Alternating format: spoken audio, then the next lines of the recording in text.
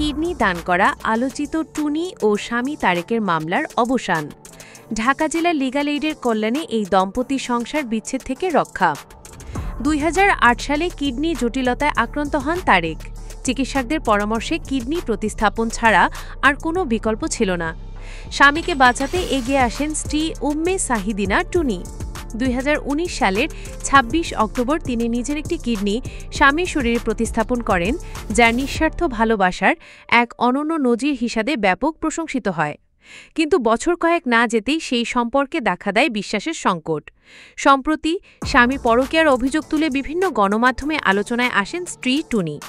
পরিণামে তিনি আদালতে একটি সিআর মামলা, একটি নন জিআর মামলা এবং যৌতুক নিরোধ আইন 2018 এর 3 ধারায় মামলা দায়ের করেন। মামলাটি আমলে নিয়ে ঢাকার জুডিশিয়াল ম্যাজিস্ট্রেট তাজুল ইসলাম সোহাগ বিষয়টি আপোষ মীমাংসার জন্য প্রেরণ করেন জেলা লিগ্যাল এইড অফিস ঢাকাতে।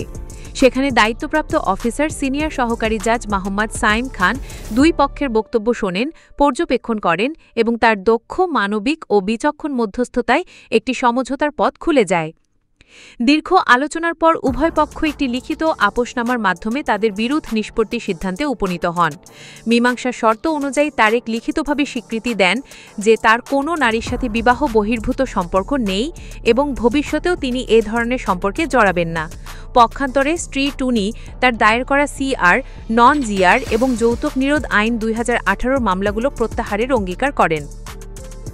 উভয় পক্ষ ভবিষ্যতে একে অপরের বিরুদ্ধে কোনো অপমানজনক বা কুৎসামূলক ভিডিও, ছবি বা বক্তব্য প্রিন্ট, ইলেকট্রনিক কিংবা সামাজিক যোগাযোগ মাধ্যমে প্রকাশ করবেন না এ মর্মে স্বীকৃতি প্রদান করেন।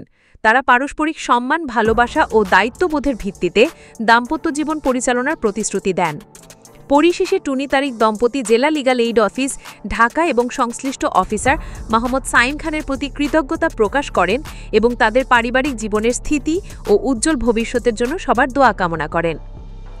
ঘটনাটি প্রমাণ করে আইনি সহায়তা শুধু শাস্তির জন্য নয়, বরং সম্পর্ক পুনর্গঠনেরও একটি পথ। পারিবারিক দ্বন্দ্বে যখন সম্পর্ক ভাঙনের মুখে, তখন শান্তিপূর্ণ সমাধান ও সম্মানজনক পুনর্মিলনের দৃষ্টান্ত স্থাপন করল ঢাকা লিগ্যাল এইড।